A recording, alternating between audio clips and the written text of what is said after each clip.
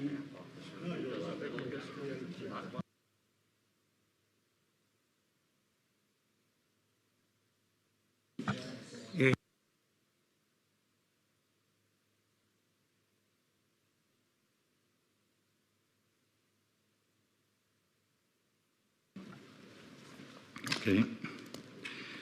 Ladies and gentlemen, dear colleagues, next I open to 6th working session. My name is Colonel Miloslav Čaplovič. I am Director Institute of Military History in Bratislava, Slovak Republic. I am interested in First World War and interwar war period, special focus for Czechoslovak legions and Czechoslovak army and paramilitary organizations. First speaker is Major General João Borges. Okay? Okay. Good? Okay. Mr. General has been President of the Portuguese Commission of Military History and member of the National Defense Strategies Concept Working Group Science 2020. He was the Portuguese Military Academy Commandant from 2016 to 2020 and Deputy Commandant Director of Studies from 2014 to 2016. Mr. General participated in the military higher education reform in Portugal, as well as in different higher education council and in 4 EUGMACs, Italy, Estonia, Austria, and Romania.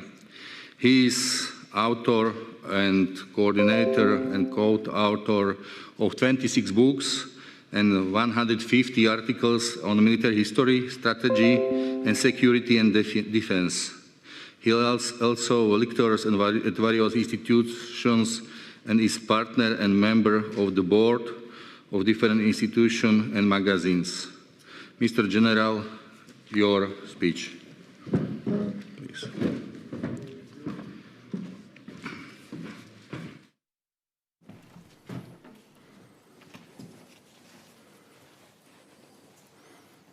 Good afternoon. Dear Miloslav Čaplovič, in Portuguese is complicated, Čaplovič, chairman of this working session, thank you for your kind words. Dear board members, ladies and gentlemen, as you know, Portugal has been an independent country since 1143, with one of the oldest borders in the world, defined in 1297. To address the theme of this Congress, I choose the Peninsular War, Independence War for our colleagues from Spain, and the Napoleon War for other countries, as you know, since it was the situation in which Portugal was closest to losing its independence, never lost the independence during that war. It then fought for the maintenance of independence as a result of the strategic option to transfer the capital and the kingdom from Lisbon to Rio de Janeiro, which then ensured formal independence, even considering the 3 Napoleonic invasions to the mainland.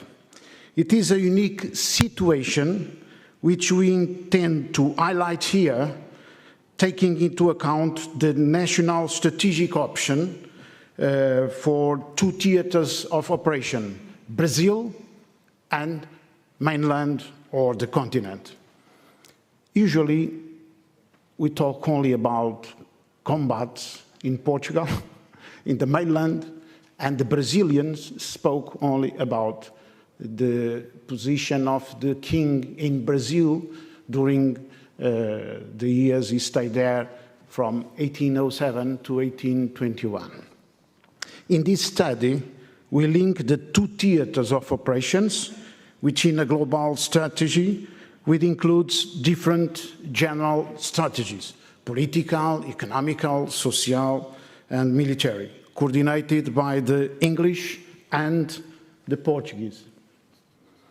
The summary includes an introduction, the national and international environment, a strategic analysis of the Brazil theater of operations, a strategic analysis of the continent theater, and 6 final considerations. Let's start with the environment. The French Revolution of 1789 was one of the most important milestones in the history of humanity. The execution of Louis XVI on January 21, 1793 increased the disturb of the European powers and led to the strengthening of the anti-French coalition. After the Amiens Treaty and Napoleon's initial great victories from Austerlitz to Jena, France could not militarily dominate England, the real maritime power. That was why Napoleon chose to isolate and economically asphyxiate England through the continental blockage, the Berlin Decree, which prohibited access to ports in countries dominated by the French Empire for ships from England and Ireland. For France, the ports of the empires of Portugal, Austria, and Russia were very important as well, the dominance of the navies of Portugal and Denmark.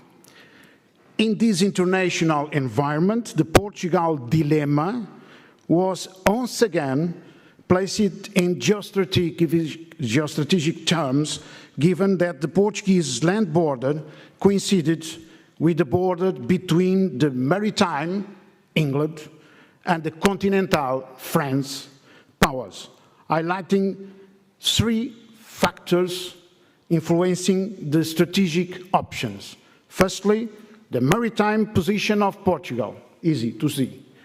Secondly, the overseas domains is not there. Thirdly, Spain as the only neighbor. Traditionally, Portugal opted for maritime power in an extreme situation in order to maintain its overseas domains and protect itself from its Spanish neighbor in that time. On the other hand, for England, it was essential to use the Portuguese territorial nucleus and the adjacent islands, Madeira and Azores, for the development of its global strategy to combat the continental power. In Portugal, the Prince Regent Dom João, the future Dom João XI, was pressured daily by the French and English intellectual sectors. Like the country, in general, the prince was divided. Despite successive attempts by Portugal to maintain neutrality, in August 1807, Napoleon sent an ultimatum to the Prince Regent of Portugal. Either Portugal will break relations with England by September the 1st, or it will be invaded by French troops. This would happen soon after the secret Treaty of Fontainebleau, signed on October 27, 1807, between Spain and France, through which the 2 countries undertook to conquer Portugal, whose territory would be divided into 3 kingdoms. In 1808, Spain is with us, as you know. Meanwhile, England offered protection to the Portuguese royal family, having pressured Dom João to embark for Brazil in order to keep Portugal independent and to guarantee continuity and even the strengthening of commercial relations from the colonies. Now let's look at Brazil theater of operations.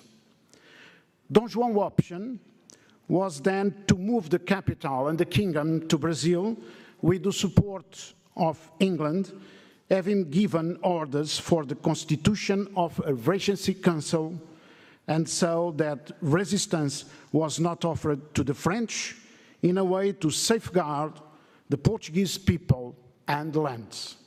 This unique strategic option, which took some 10,000 people on 40 ships to Brazil on November 29, 1807, under British escort, would safeguard national independence, but would not protect Portugal from a fratricidal war. Napoleon's immediate response initiated the Peninsular War with the invasion and occupation of Portugal by the French and Spanish armies by around 28,000 men and under the command of Jean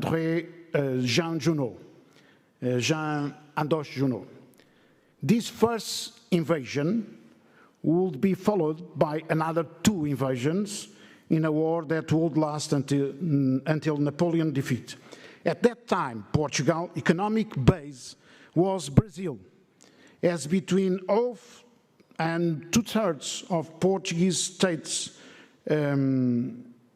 revenues came from the trade that linked Brazil to Europe.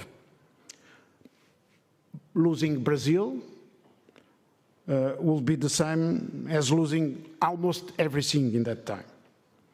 On the other hand, in the theater of operations in Brazil, Dom João's concern was to consolidate the integrity of the territory, both in the south against the Spanish in Rio da Plata, Uruguay, and in the north against the French Guiana. This strategy was clearly offensive, taking advantage of the collapse of Spanish power in that time to obtain Brazil's long-term territorial objectives in areas disputed since the 16th century.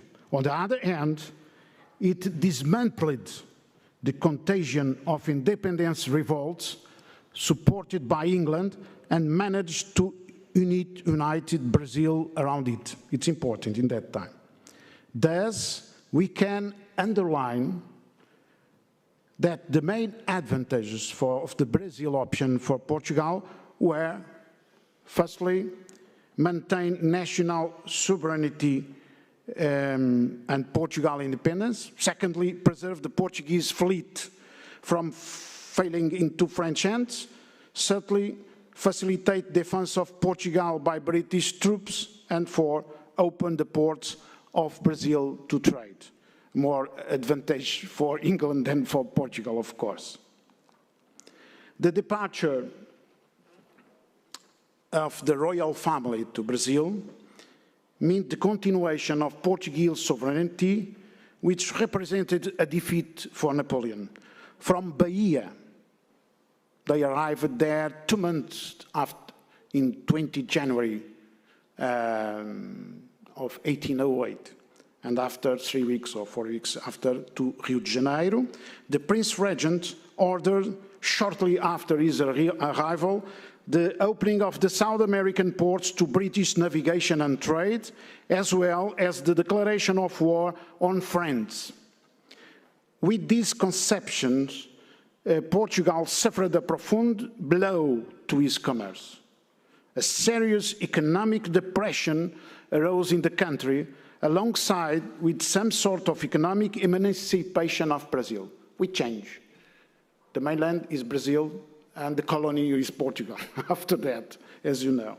And the fighting on the continent. Shortly after the departure of the royal family for Brazil, French and Spanish troops, as I said, entered in Lisbon under the command of Junot without encountering resistance. The military conquest of Portugal was concluded and would be followed by the disarmament of the kingdom. After the formal annexation and dissolution of the Council of Regency and several episodes of repression and violence perpetrated by French troops, a revolutionary junta arose in several cities. The junta hunted the invaders and gathered large bands of armed civilians who in mountains and valleys in the north made it difficult for the French colons to maneuver. Soon after, in August 1808, an English army landed at the mouth of the Mondego River under the command of Sir Arthur Wellesley, later Duke of Wellington, which would succeed in expelling the French after defeating them in the battles of Roliça and Vimeiro, always with the indispensable help of the Portuguese resistance. On March 7, 1809, the Prince Regent appointed Beresford as Marshal General and Commander-in-Chief of the Portuguese Army.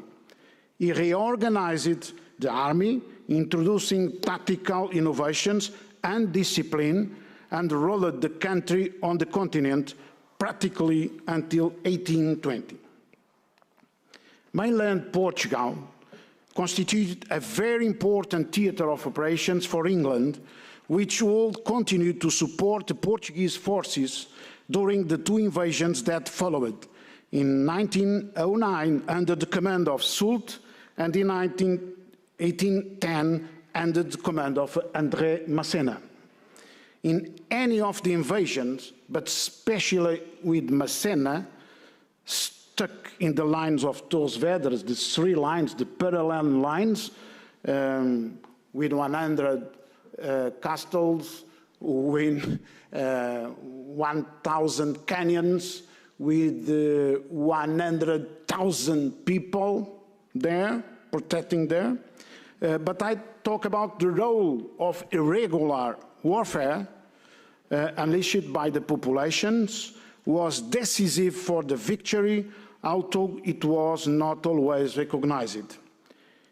In conclusion, we can highlight 6 important points, namely, in this global war between England and France, for the conquest of world power, the Iberian Peninsula in general, and Portugal in particular, constituted a decisive instrument of the British global strategy in the sense of weakening and defeating France. Secondly, Portugal actively participated in the Peninsular War, fundamentally in 2 theatres of operations. Brazil, materialized by the courageous transfer of the capital and the kingdom from Lisbon to Rio de Janeiro, with greater weight in terms of political, diplomatic, and economic strategies. And the continent, with a determining weight of the military strategy, materialized in the combats of the Anglo-Portuguese forces in the face of the 3 French invasions of 1807, 1809, and 1810. Third, at the level of general strategies, political, more related to the options associated with maintaining independence, such as the transfer of the capital and the crown to Brazil, and the management of internal struggles. I can speak more in the discussion. Diplomatic, dominated by the management of the relationship with England. Economic, dominated by commercial concessions to England from Brazilian ports, which would lead Portugal to go from an always positive trade balance to one that was always negative. And the military, in which Portugal, with the support of England, transformed its army, managed to defend the borders and impose its form of war, it's the form of war, on the enemy, determined by the brilliant way in which regular action was combined with the irregular war and with the naval power. For the 2 theatres of operations were thus part of a global strategy in which the different channel strategies, political, diplomatic, economic, and military, were properly coordinated, despite the constraints arising from the distance between Lisbon and Rio de Janeiro. 5, as a result of the concerted effort, the maintenance of independence and the consolidation of borders in Europe and South America were ensured despite the disastrous consequences in economic and social terms for the Portugal winner in the Congress of Vienna.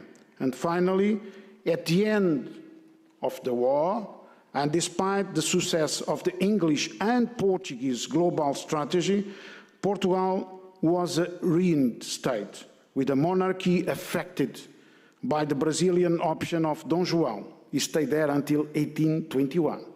And with the indignation of a suffering population in that time dominated by the British.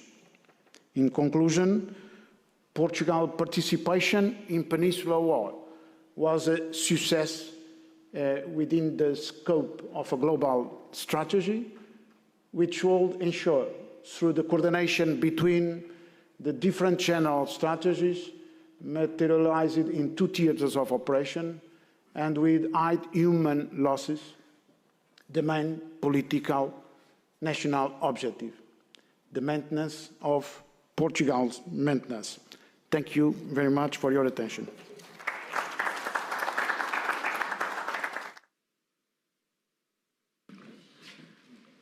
Thank you very much, Mr. General. Now, next speaker is Professor Dumitru Preda.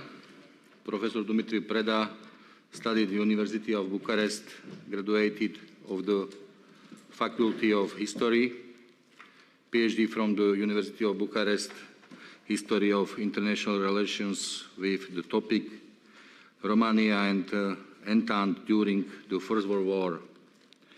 Professor is former guest lecturer at the Military Academy in Bucharest, Faculties of Command and Staff, and the Polytechnic University of Bucharest, and Associate Professor Science 2001, University Professor of History and Political Science.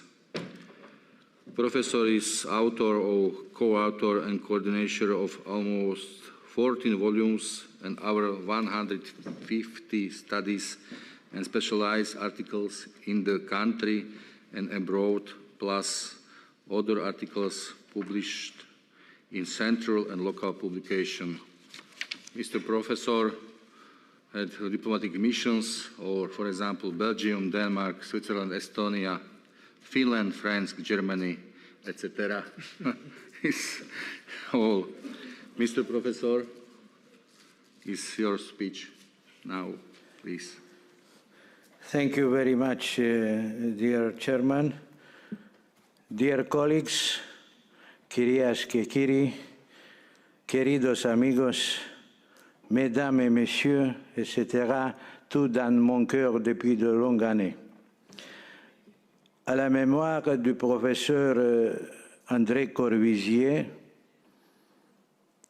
je présenterai cette fois, pas en anglais, mais en français, la communication concernant le pouvoir militaire et l'État au sud-est de l'Europe pendant le XIXe siècle, en soulignant le cas roumain. Le XIXe siècle représente pour le sud-est de l'Europe, tout comme pour le continent entier, une étape de profonde transformation révolutionnaire qui ont marqué de façon décisive le trajet historique de nos peuples.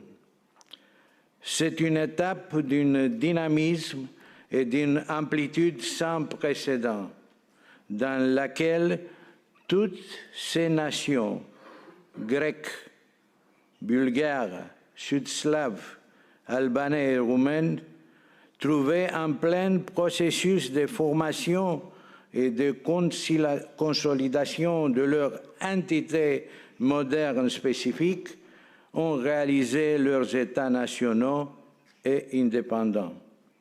Les nations modernes de l'Europe du Sud-Est, ayant des anciennes racines, se sont créés dans un processus de combat entre l'ancien et le nouveau, entre les éléments autochtones et ceux étrangers, dans les conditions de l'apparition et du développement de nouvelles relations capitalistes, de la bourgeoisie indigène ainsi que d'un prolétariat dans le cadre des sociétés conservant longtemps encore un caractère rural et des relations féodales puissantes.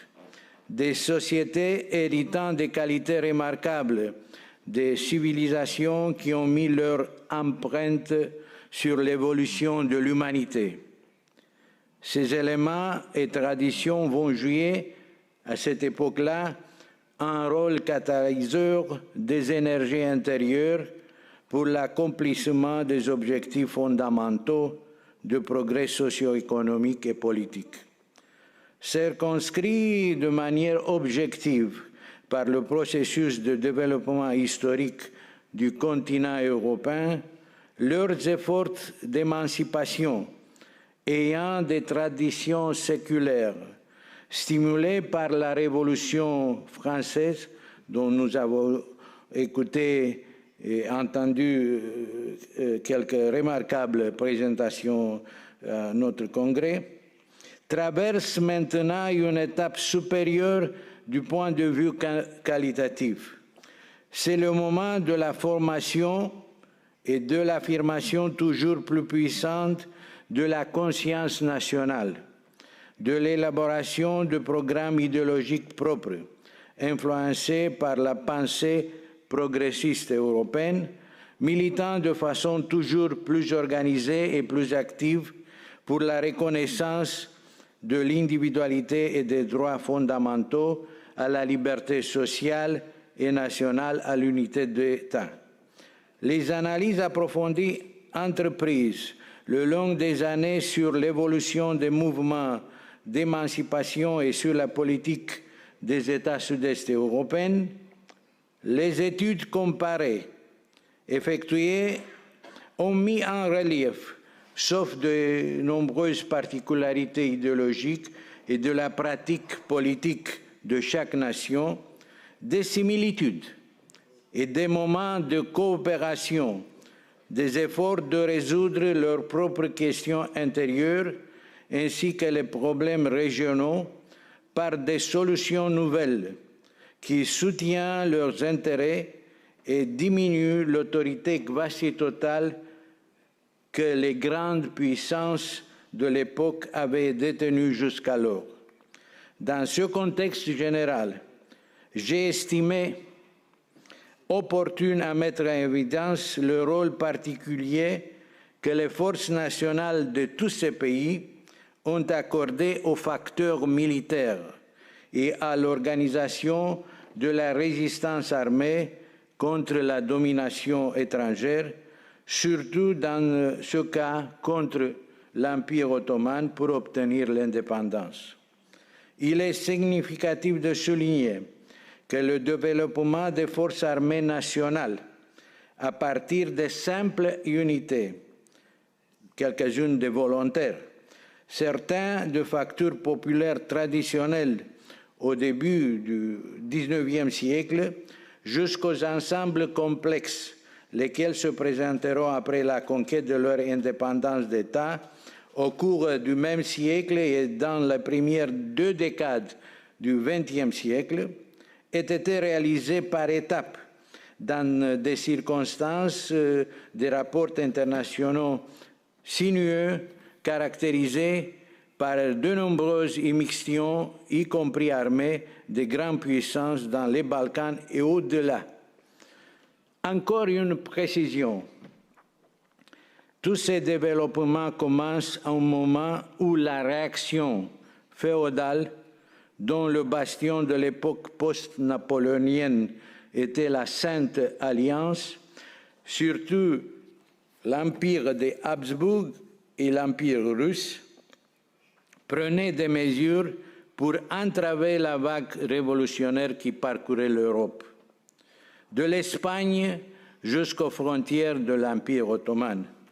en restaurant d'anciens régimes et en cherchant à imposer un ordre international conforme à leur conception. Toute tentative de résistance armée, de transformation de la société et de libération sous la domination étrangère ne pouvait être considérée qu'une manifestation hostile à l'ordre établi, étant brutalement réprimée. C'est aussi l'attitude de la porte ottomane qui, devant l'élan des peuples opprimés et les tendances des États vassaux ou occupés d'accéder à leur indépendance, empire mené toujours plus profondément par une crise intérieure prolongée, caractérisée par une anarchie accentuée et les tendances centrifuges des provinces de frontières, cherche à combiner la politique de force et de menace avec des concessions strictement contrôlées.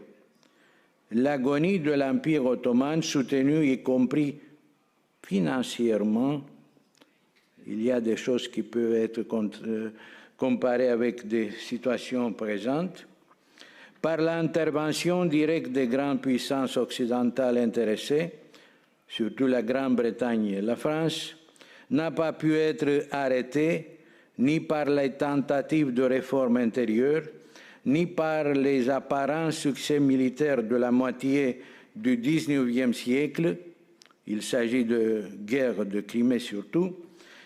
Ces confrontations armées, en principal avec la Russie tsariste, comme celle de 1806 à 12, 28-29 ou plus tard 77-78, concluent par des défaites sévères, nonobstant les buts expansionnistes et des dominations de Saint-Pétersbourg dans la région sud-est européenne, sous la masque de l'orthodoxie.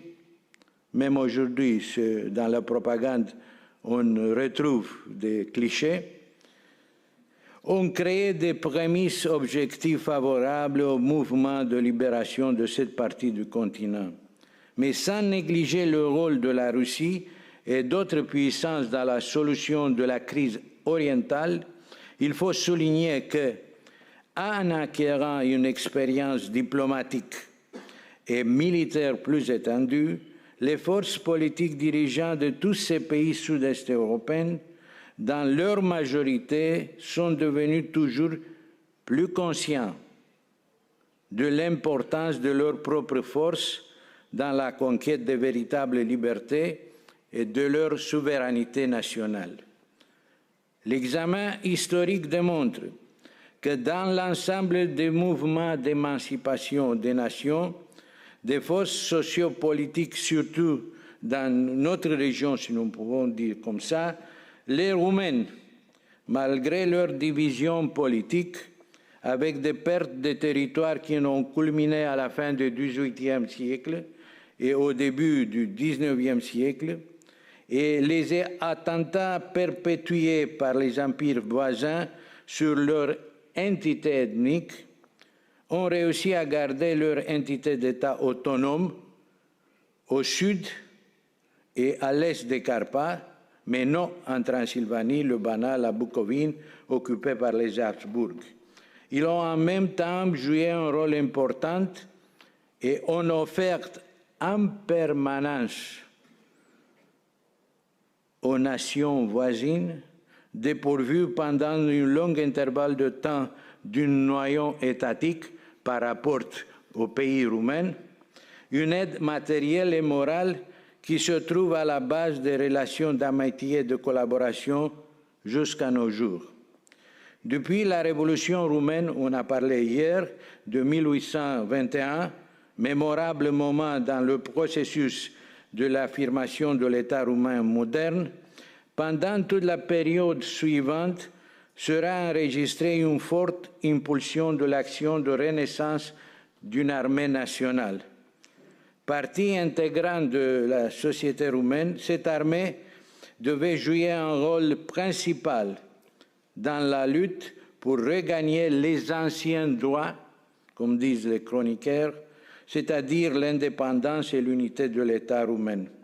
À juste raison, le grand historien, pas seulement de l'histoire de la Roumanie, mais aussi de l'histoire des pays de l'Europe du Sud-Est, Nicolae Iorga, a attiré l'attention en 1931 sur le fait que la transformation des forces militaires roumaines dans une armée nationale dès la 4e décennie du XIXe siècle n'a pas été, je cite, une simple mesure administrative ou politique, mais un acte de volonté du peuple entier, et c'est de là que vient sa grande valeur morale. On a parlé même pendant notre congrès sur la question des valeurs morales pendant les luttes développées dans notre région. Le processus de bâtir une armée moderne a revêtu des formes et des aspects originaux, aux côtés des éléments militaires modernes inspirés de modèles de l'époque, étant actualisés un bon nombre d'autres, tant dans le domaine de l'organisation, de l'équipement que celui de la doctrine, emprunté de l'arsenal précieux de la pensée de la pratique militaire autochtone, européenne et universelle. Par exemple, l'idée de la nation armée, proclamée par la Révolution française vers la fin du XVIIIe siècle, est mise en valeur aux paramètres supérieurs par le modèle prussien, avait-elle m'être mis à profit chez nous par une longue et fructueuse expérience encore au Moyen Âge classique.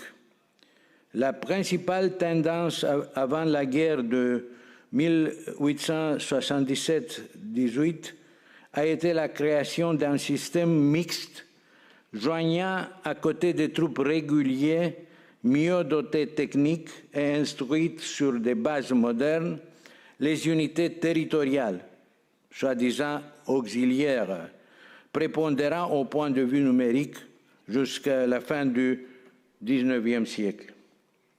Grâce aux mesures prises par la capacité combative, fut accrue surtout après l'union des principautés danubiennes autonomes, la Moldavie et la Valachie, en 1859, et ce progrès en dépit des restrictions multiples imposées par la porte ottomane, puissance suzeraine encore, et les puissances garantes selon la paix et la Convention de Paris de 1856 et respective 1858. Comme suite d'un remarquable effort matériel et aux initiatives courageuses du prince régnant Alexandre Ioan Ier Cuza, 1859-66, poursuivi par le prince régnant Charles Karol Ier de Hohenzollern-Sigmaringen, 1866-81, puis roi de Roumanie, 1881 jusqu'au début de la guerre mondiale, en 1914, l'armée roumaine a été progressivement modernisée. On a introduit des armes et services nouveaux. La formation et l'instruction des cadres et des troupes furent amplifiées et diversifiées par la fondation des écoles des officiers, première école 1847, ont réalisé un saut qualitatif vers la création d'un corps de cadres possédant une préparation supérieure et unitaire réceptive aux rénovations produites dans le domaine de la technique et de l'art militaire européenne.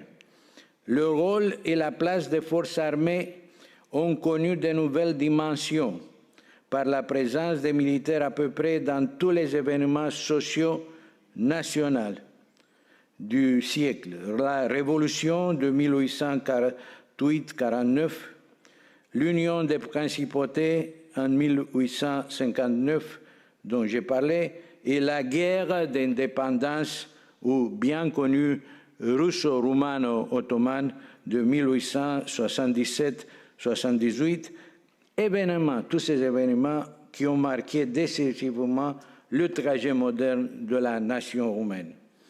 La politique militaire promue par les gouvernements roumains dans la période respective a été subordonnée à une stratégie active d'envergure sud-est européenne et d'ouverture occidentale, en affirmant d'une manière toujours plus exhaustive sa souveraineté par le développement des rapports de politique militaire avec les États et les peuples de la région voisine dans laquelle vivaient des siècles une nombreuse population autochtone d'origine roumaine, la soit connue la romanité orientale, qui subsiste jusqu'à nos jours dans les Balkans.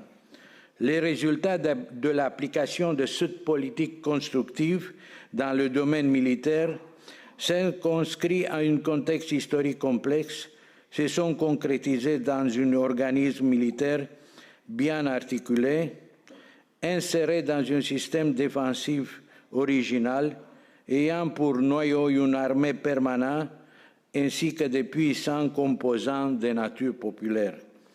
Ainsi, la participation de la Roumanie, avec des effectifs de plus de 120 000 militaires à la guerre de 1877-78, afin de consacrer au champ de bataille l'indépendance proclamée solennellement le 9 mai 1977, a mis en évidence la force combative et la solidité de son organisme militaire, sa capacité d'agir dans des conditions d'un conflit moderne de proportion. Chers amis, de mon intervention présentée devant vous, on peut tirer la conclusion fondée sur l'exemple roumain, c'est-à-dire l'édification des armées nationales a représenté une nécessité objective pour l'affirmation libre des nations et des États. Les forces armées, aux côtés des autres facteurs internes et externes, ont joué un rôle important dans l'obtention de la consolidation de l'autonomie, le cas des Bulgares, dans la conquête du statut digne d'État indépendant, la Roumanie et la Serbie, plus tard même la Bulgarie et bien sûr l'Albanie, et dans sa défense ultérieurement dans le triomphe de son unité, la Grèce, la Roumanie, les Yougoslaves. Mon intention, chers amis, n'a été que d'offrir une synthèse, une introduction à une thématique un petit peu peut-être oubliée, mais surtout du point de vue comparatif essentiel pour mieux comprendre les événements présents. Merci pour votre bienveillante attention.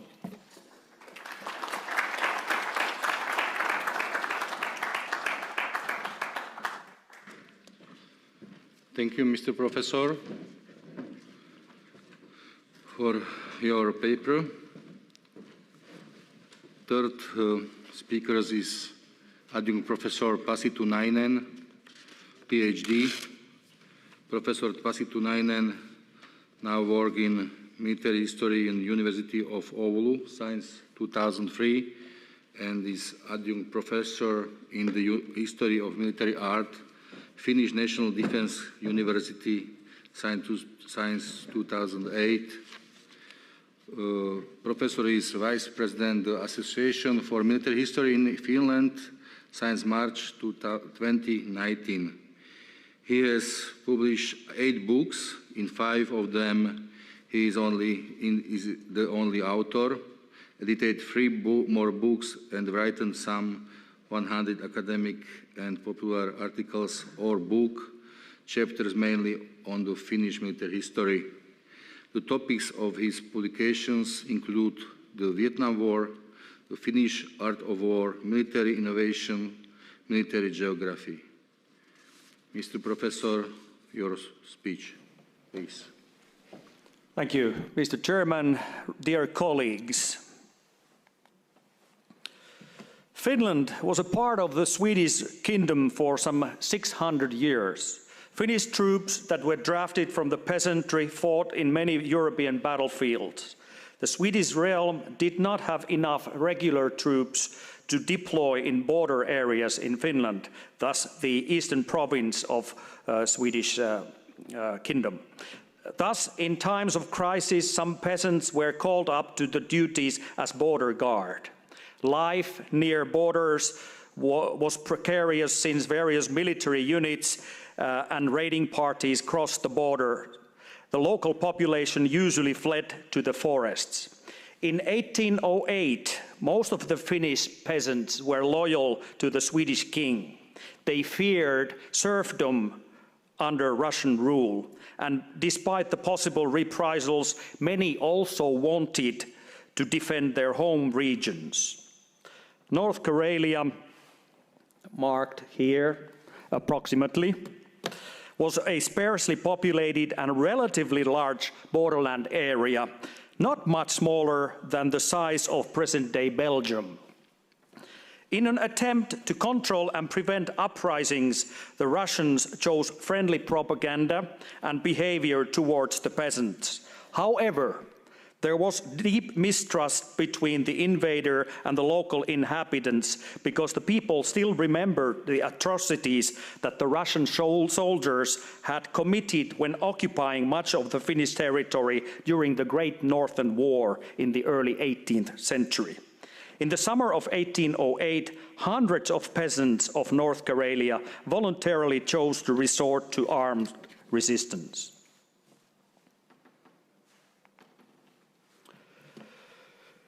The last of the Russo-Swedish military conflicts was the so-called Finnish War of 1808-1809, one of the Napoleonic Wars.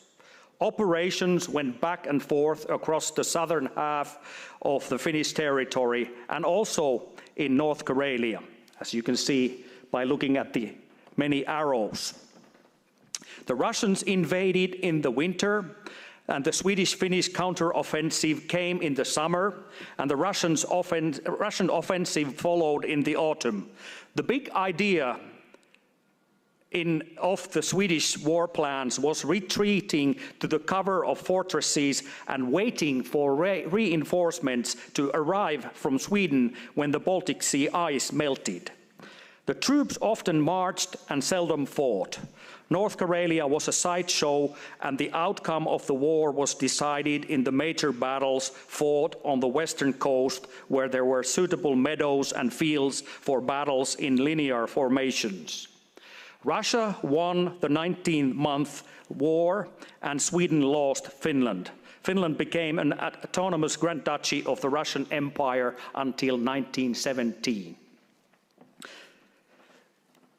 In this paper, I analyze the tactical use and fighting methods of Finnish peasant troops in the latter half of 1808 in North Karelia, the easternmost region of Finland, and of Sweden for that matter.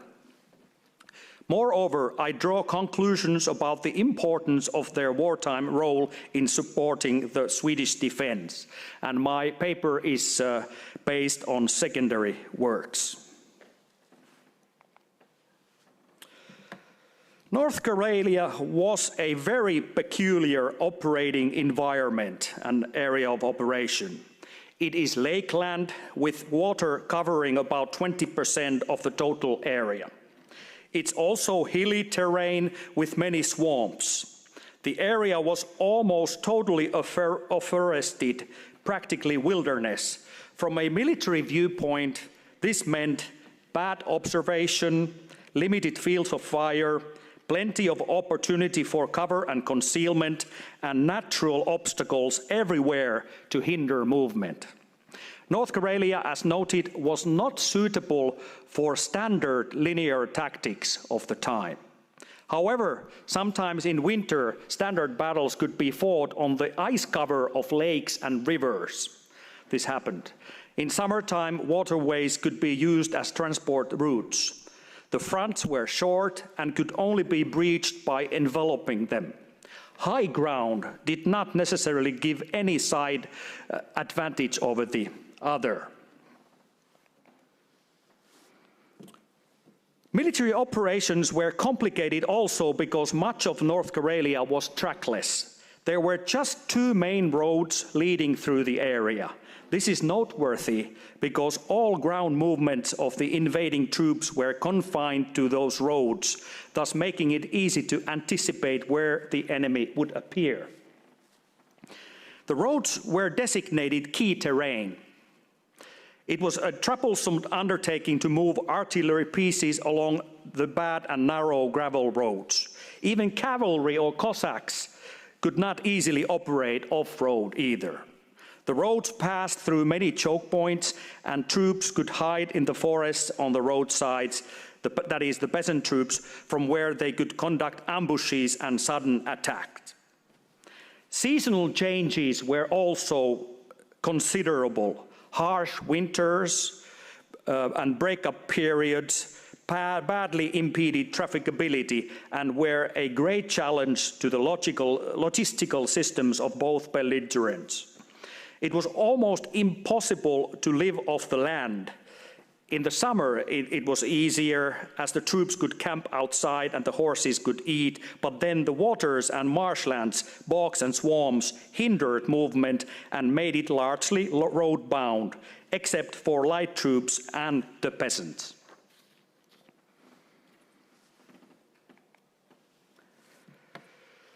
At the time, the volunteer peasant troops were called Free Corps and later guerrillas. They were a kind of irregular band of armed civilians or militiamen that could also be called partisans. In early histories, the peasants' activities were referred to as either small war or guerrilla war. However, current authors prefer the latter. The role of the peasant troops was to support regular operations in a certain area and to operate behind the lines in the occupied territory. The peasants' level of military training was very low. They were a non-professional military force, but many of them had some experience from border guard duties. Many of the Finnish units in the Swedish army, for that matter, were part-time farmers who were only activated in times of war. These inexperienced amateurs faced seasoned Russian veterans who even had superior numbers. Besides, the regular army units were mainly used on other fronts in this Finnish war. The peasants were also very poorly equipped. They were dressed in civilian clothing, and their weapons ranged from rifles and muskets to various hunting weapons and even farm tools. The peasant troops operated in small detachments of 100 to 200 company plus sizes. Just 500 strong, their force was small but highly mobile, whereas the Russians had up to 6,000 troops in the area. North Karelian peasants tied down some 2,000 Russians to guard and pacification duties, which was over 10% of their initial strength in all of the country. The peasants were outdoorsmen, hunters, and generally good marksmen with superior bushcraft skills and local knowledge. They could use the terrain and weather to their advantage. For example, to move undetected through the forests. They had a good fighting spirit because they were defending their homesteads. Some even felt hatred towards the invaders. This was not a unique phenomenon in the Finnish War. People's War was all simultaneously waged in other areas, particularly in southwestern Finland and on the Åland Islands close to Sweden. There had been Finnish peasant leaders already in the 16th century and in North Karelia from the mid-18th century.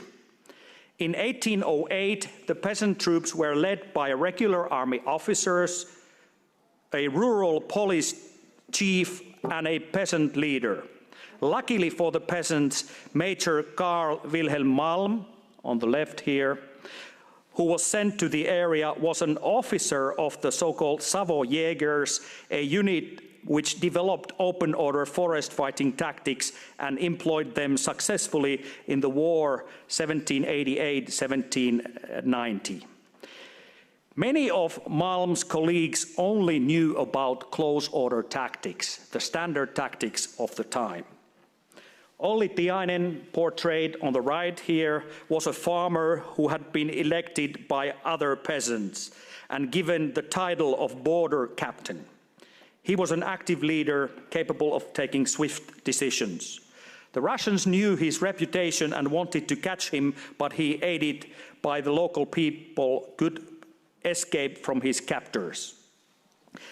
Moreover, in the summer of 1808, 2 Finnish dragoon officers gave the North Karelian peasants short basic training in military tactics and camouflage. And later, the 5th Brigade commander in the eastern Finland, Colonel Johan August Sandels, sent the peasant leaders written instructions and orders to protect the flanks of his main forces in eastern Finland. It's worth mentioning that the Russian forces were commanded by General Michael Andreas Barclay de Tolly, who was a decorated hero and a veteran of the Napoleonic Wars. From the command viewpoint, maps were usually vital, but the available maps were not very precise. The main map of Hermelin in 1799, on the left-hand side here, had a scale of 1 to 540,000. That means 1 centimeter on the map equals 5.4 kilometers on the ground. It is almost impossible to orienteer accurately and find the right places using it, but the troops did use that map. In the 1790s, more accurate military maps, as seen on the right, were made of some centers, such as river fording places and villages for bivouac. Therefore, the local knowledge of the peasants was vital. They could instruct the military leaders. The Russian situation actually was not that bad, since the leading Swedish military cartographer George Magnus Sprengporten, who was also the commanding officer of the forest fighting Savo Jägers, had switched sides and continued his service in Russia, and he had taken copies of these maps with him and given them to the Russians. The peasants carried out orders from above. They performed tasks normally assigned to light and Jäger troops. The main mission of the peasants was to protect the flanks. Moreover, they engaged in reconnaissance and scouting duties, as well as harassing and other guerrilla-type activities. The peasants were sometimes also given regular infantry tasks, such as holding or taking ground. Contrary to preferred standard tactics of close formations, the peasants were deployed in skirmish lines, fired at their own will, spread out and hid in forests and took cover behind trees. 3 types of tactics can be identified from North Karelia, and those are guerrilla, line defense at defiles, and standard Jäger forest fighting operations. The area was ideal for employing open order and hit-and-run tactics. Firstly, the peasants would appear suddenly from an unexpected direction. They conducted guerrilla-type ambushes and rear attacks and tried to target enemy officers and NCOs. They normally avoided larger battles and disengaged before close-quarter bayonet battles would begin, and the peasants did not even have any bayonets.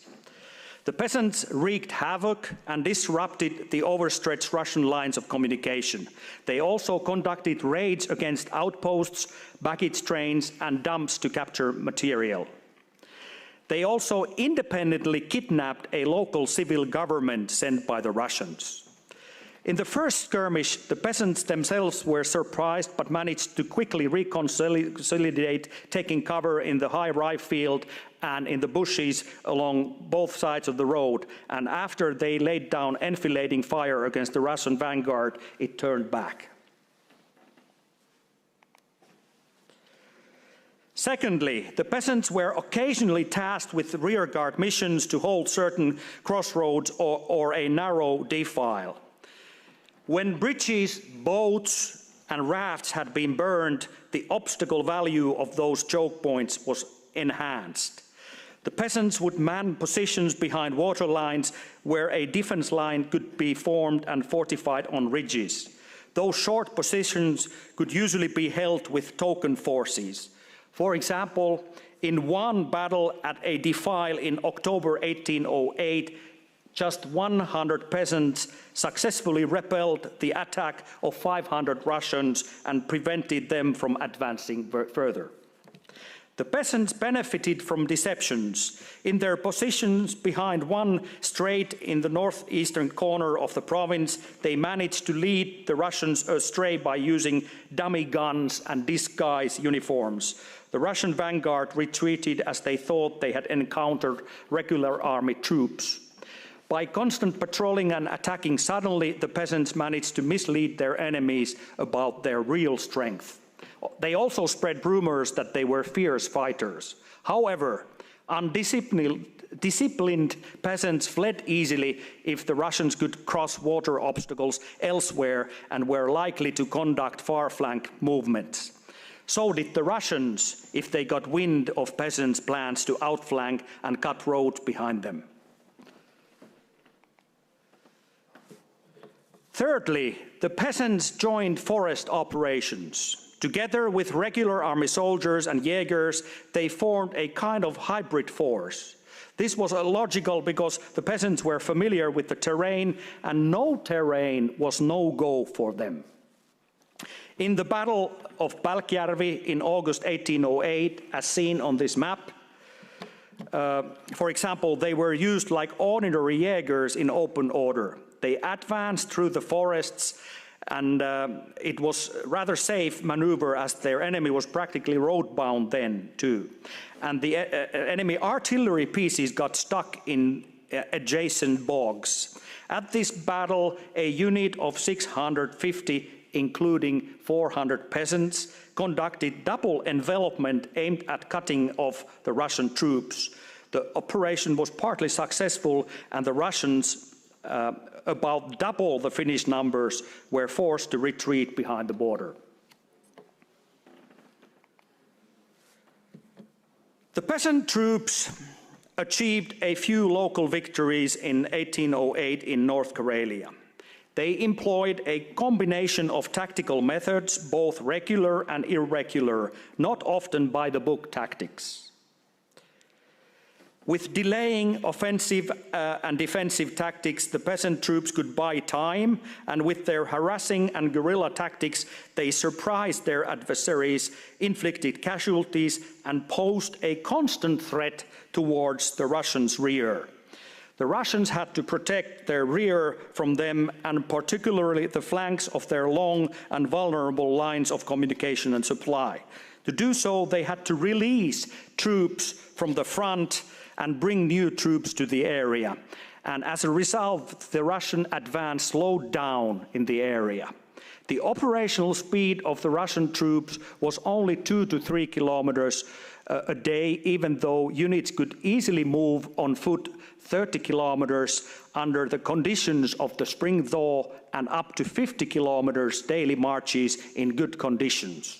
All in all, the peasant troops provided a screen and secured the left flanks of the Swedish-Finnish main forces in eastern Finland and subsequently enabled their retreat march. Thus, the peasants accomplished their main mission.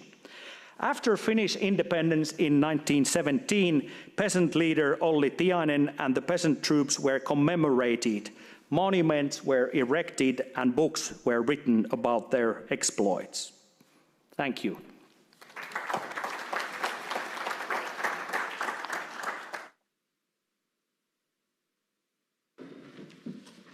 Thank you, Mr. Professor. Now I open discussion. Do you have any questions for the speakers? Please.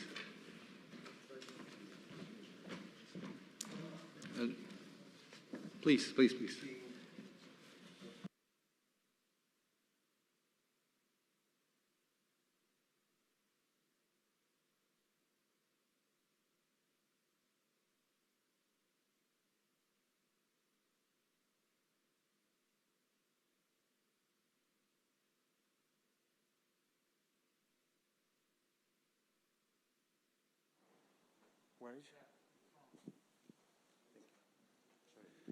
General, the history of Portugal and Spain during the Peninsular War are in close relationship. Charles IV of Spain wanted also to embark in Cadix. I'm sorry, I can't hear you. Yeah. The history of Portugal and Spain during the Peninsular War are in close relationship. Charles IV of Spain wanted also to embark in Cadix to sail on demand of any port in America. But my question is about his daughter, the Queen of Portugal, Carlota Joaquina, the wife of João VI. That it means she wanted to be the Queen of the Viceroyalty of the Plata, Argentina, on behalf of his brother, that was the King of Spain, Ferdinando VII. Do you think that this is a serious try or a cheap literature? Because it's important, if the Queen arrived to be the Queen of Argentina, Argentina could be a nation in the empire of Brazil. And I am interested in this point of view. Thank you very much. Thank you very much for the question. It is very important to know the position of Carlota Joaquina. For the present is the wife of the King of Portugal, Dom João VI. They have separate ideas, besides they have married. She's Spanish. As you know, the president is his brother is the King of Spain, and she always has a personal agenda, even separated for the King of Spain.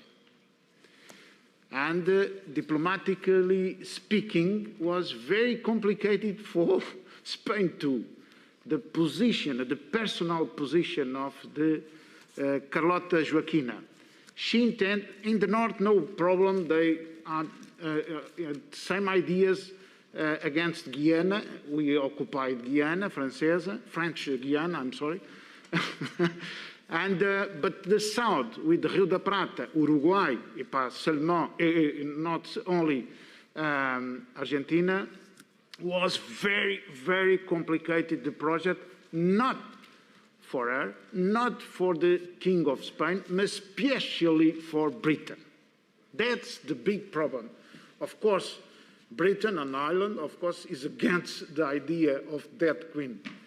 And they made all things to impose a completely different position, strategic for Great Britain. Is more important to have independence of Argentina, to independence of the other countries of the South, to increase the trade, of course, and they intend to give, they support, clearly, they support that revolutions in that countries. And that's why, firstly, because the British, they don't want that, strategic vision of the Carlota Joaquina, and to the Portuguese king is the combat on the south, if we made that, will be very complicated to the unity of Brazil. They don't, Dom João VI don't want that type of combats, because if they do what Carlota Joaquina intends, they have problems inside Brazil. I don't know if the most part of the presidents know. It's unique, that history. We know, we talk about that, of course. When we left Brazil in 1822, the Prince, Dom Pedro, make Emperor of the Brazil. It's a unique situation in the world. The Prince of the colonial potential, stayed there, and was very complicated after that. As we know, we have many revolutions in Portugal. That's what I said. But liberal revolutions, beginning 1820 in Portugal, you have different. We have some influences of that constitutions in other sides. But I must say, it's very important to say now that in we are not together in that fight against Napoleon in the beginning, in 1807, but after 1808, we are together. Until the end of the war, we combat together, included the last invasions in 1813 and 1814, until the end of the war. I must say that, I haven't time to say that, but we have together fight the French in 1793 to 1795, in the campaign of Roussillon and Catalonia, we are together. But after that, we know diplomacy and economic change that liaisons we have, or that relationship between the different countries. Thank you for the question. I hope I was not to your question. Okay, next question, please. Thank you. Alon Kleban of Israel. One political and one military question. Continuing with Portugal, don't you think that actually the king, by being so attracted, fascinated, enamored with Brazil, actually almost lost interest in what happened in Portugal? And you see that the British actually run Portugal. Eventually Beresford, until being pushed out, he is the de facto ruler of Portugal. So eventually, of course, the intellectuals, the constitution, it comes only later. So to which extent indeed did it happen? I'd like to hear your opinion. And the military question, exactly in the same time, of course, in Spain, you have the guerrilla, but you have the figure of the Duke of Wellington, well, Arthur Wellesley, Duke of Wellington after Talavera de la Reina, who manages to work together and to bring the cooperation of organized forces and guerrilla to a very high level. To which extent the guerrilla or the peasants, the militia, or the peasants or the guerrilla warfare peasants in Finland managed to cooperate with the Swedish forces? I mean, okay, you read about Klingspor and the generals, but were they capable indeed to employ them in a efficient manner? Thank you. Will be first. Thank you very much General. for the question. Firstly, about Brazil, my friend from Brazil couldn't stay here, General Bergo. I don't know if he is in the line. They couldn't stay here. We discussed that type of problems. And when I say that... it's better. My friend Bergo is the general commander of the commission from Brazil. We discussed that type of questions. And it's very important to change my ideas. That's why I present two theaters of operation. It's not normal. We present only continent, as the Spanish friends know, and separate Brazil. Why? Because, as you said, because the Portuguese king stayed there since 1807 to 1821. and he returned to Portugal. He died in my cabinet in the academy, military academy in Lisbon. I know the history very well, and I can say that the historian, Brazilian historian, count history from Brazil, and we count the history from the same history from Portugal. And we never noted, we never cited the people from Brazil, and they never cited historians from Portugal. We, last year, we worked together, and it is very important because I learned much more about that problem, and the view, political view, strategical view, it's mine, and the tactical view, even the tactical view, I will speak about that, it's completely different because they have information we haven't. They have points of view completely different. I learned, and I can say that, I learned about that, much about that, I can say that you have a little reason when you say that he loved Brazil, he stayed Brazil. In the beginning, it's not like that. When the royal family arrived to Bahia and after 1 month to Rio de Janeiro, it was very complicated. It was the only case in the world, and I was born in Africa, and my friends from Africa know, the only case which the king lived and visit and was nominated king in 1818 in the colonies was that case of Dom João VI. But I can say too that when they stay there, they left there after 2-3 years. They left why? Because the power is there. The money is there. England changed completely, then Portugal became the colony. Completely, the colony. In 2 points of view, economic point of view and political and military, because Beresford is there and control the officers and control of everything. We don't have officers, Portuguese officers, we have only a few.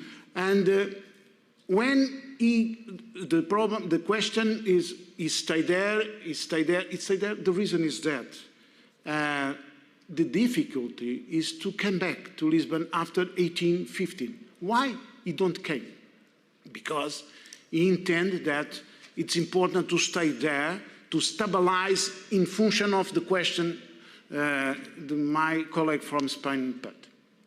Because the countries around Brazil, the independence, the movement begin, and to take the power there in a different way could resolve the problem. And resolve the problem, that's the question, why the emperor maintained, his son maintained. He came back to Portugal to fight very complicated liberal wars in Portugal during many years, 1828 to 1834.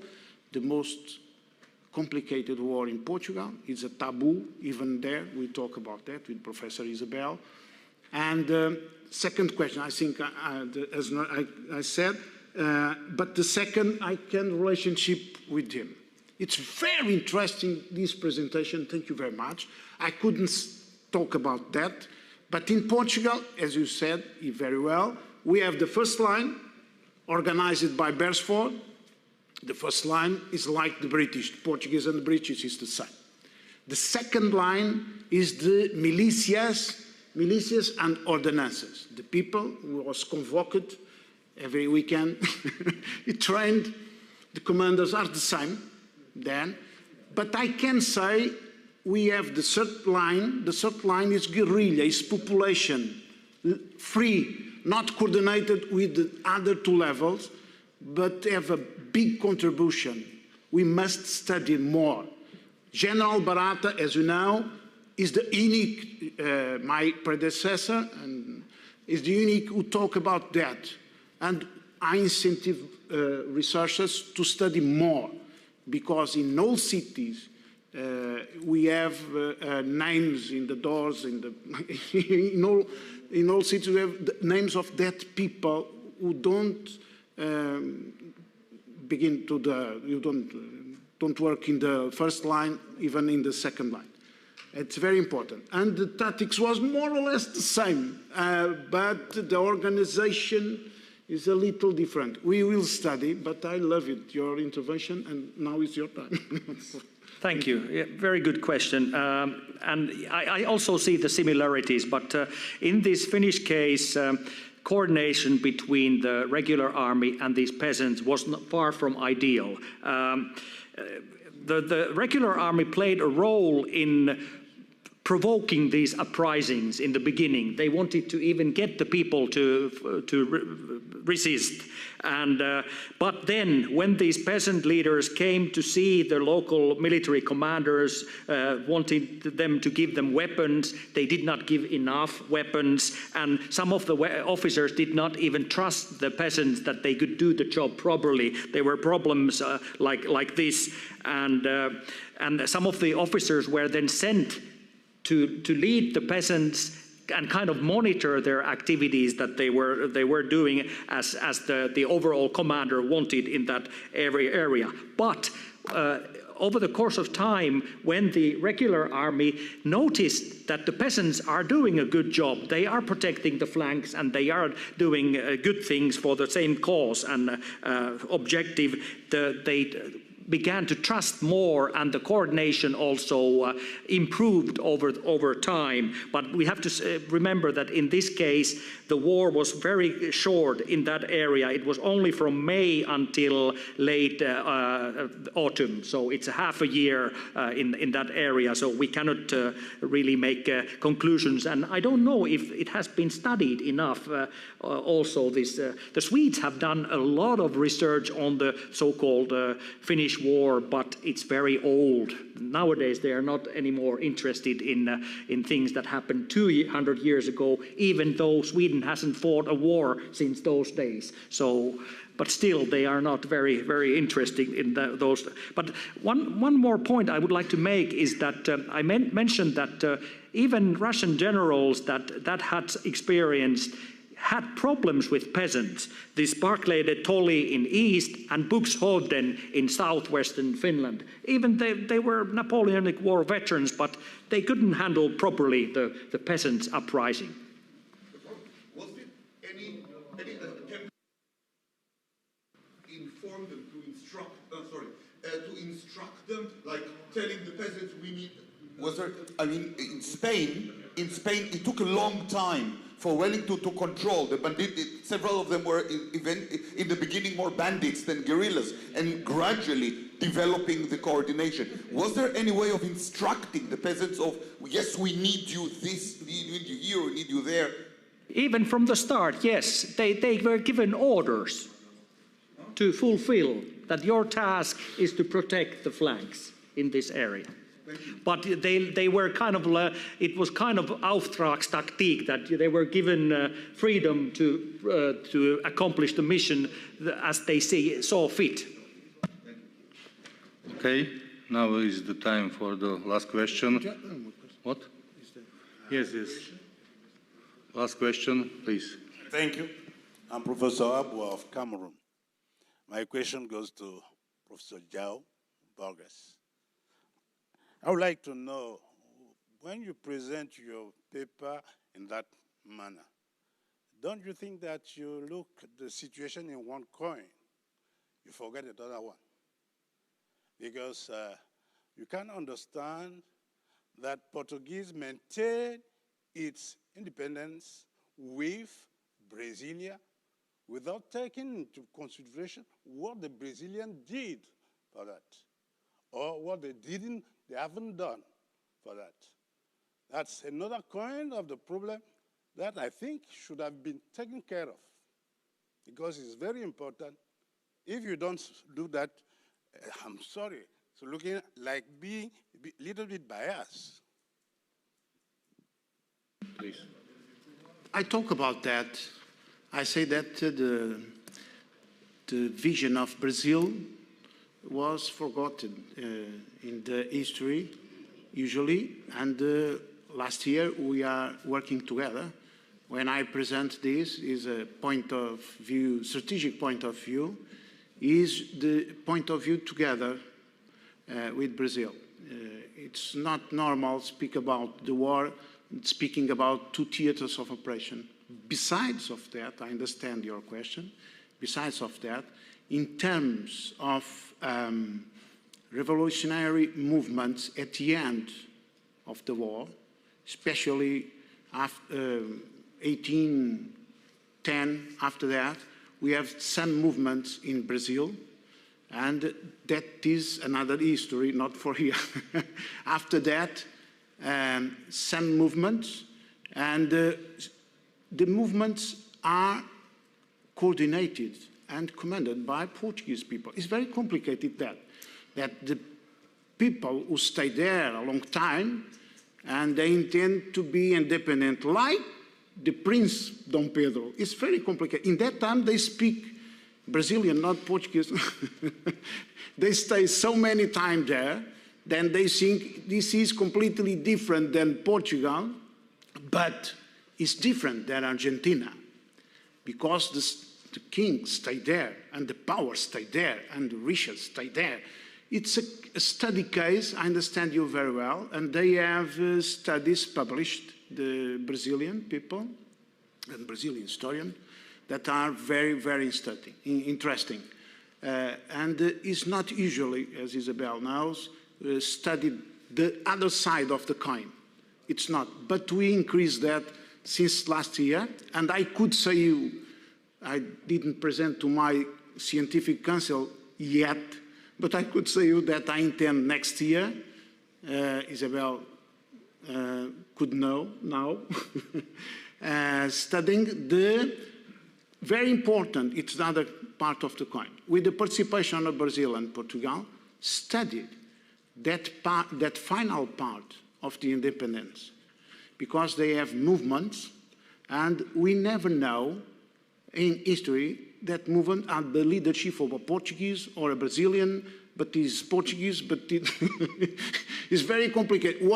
When the independence in 1822 stayed there, many Portuguese troops, and they opted. I opted to be Brazilian.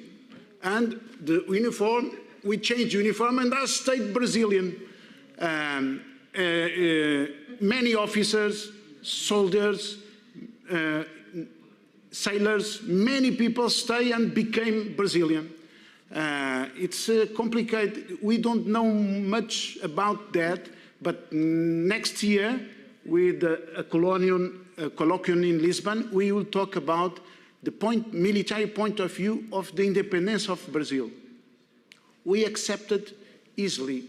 The emperor stayed there, normal, don't have discussion. No, you have reason. It's all right. We need to understand the different regions and different movements.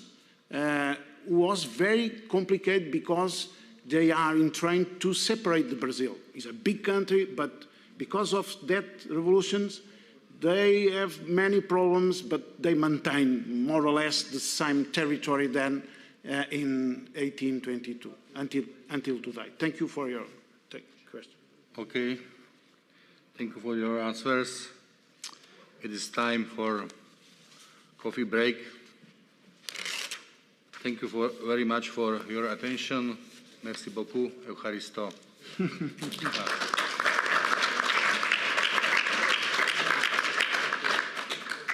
I take notes about your presentation. I'm sorry, you are more political, I understand very well. It's very important, ideology and political. I take some notes.